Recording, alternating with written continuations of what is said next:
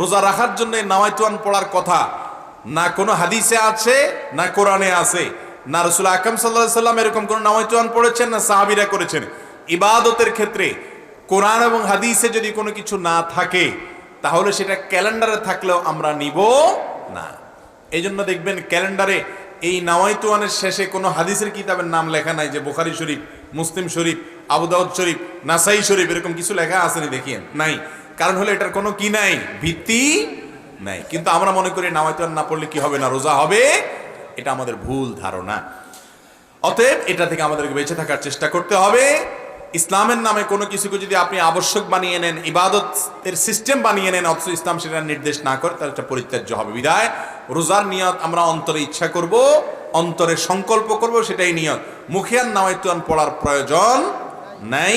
এটাকে আবশ্যক মনে করলে, রোজার জন্য জরুরি মনে করলে বেদাত হবে। কি হবে?